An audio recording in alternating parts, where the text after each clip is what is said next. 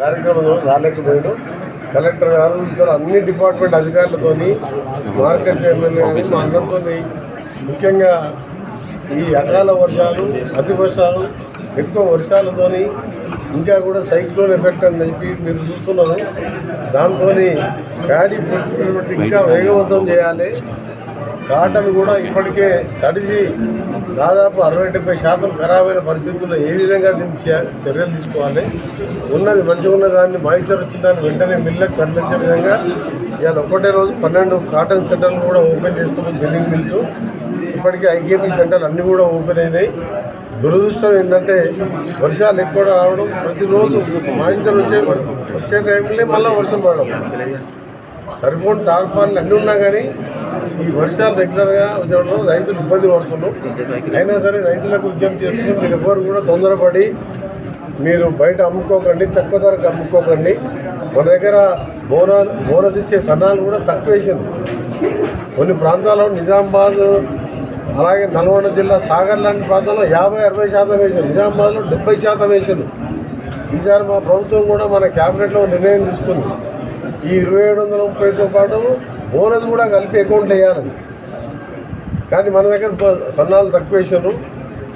అయినా సరే వచ్చే సంవత్సరం అయినా దాన్ని ఇంకా పెంచాలని, దాంతోపాటు ఈరోజు కలెక్టర్ గారికి క్లియర్గా ఇన్స్ట్రక్షన్, డే నైట్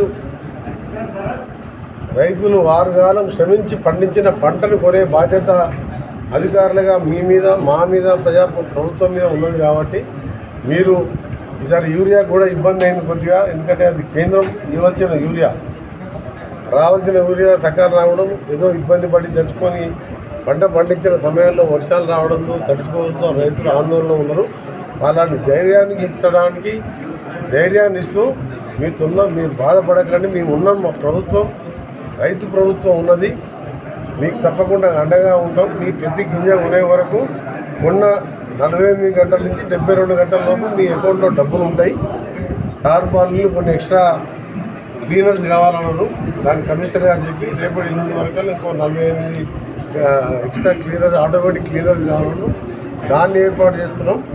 రాత్రి కూడా మార్కెటింగ్ మినిస్టరు, మార్కెటింగ్ ప్రిన్సిపల్ సెక్రటరీతో మాట్లాడి ఎక్కడ మార్కెటింగ్ గోడౌన్లు ఉన్నా రైస్ మిల్లర్లు ఎక్కడ తీసుకుని లేట్ అయితే మాయిశ్చర్ ఎక్కువ ఉన్నాయి, ఆ గోడౌన్స్లో స్టోర్ చేసడానికి నైట్ కూడా ట్రాన్స్పోర్ట్ పెట్టమంటున్నాం. లైటింగ్ పెట్టి నైట్ కూడా లోడింగ్ పెట్టి ఎక్స్ట్రా హమాలీలను హై చేయాలని చెప్పి ఈరోజు ఇక్కడ ఇన్స్ట్రక్షన్ ఇవ్వడం జరిగింది. మేమందరం కూడా ప్రజాప్రతినిధులం క్షేత్రంలో ఉండి తప్పకుండా ఈ రైతులకు ఇబ్బంది లేకుండా చేయడం మా బాధ్యతగా ఈరోజు అందరం కూడా రివ్యూ పెట్టుకున్నాం. ఇప్పుడు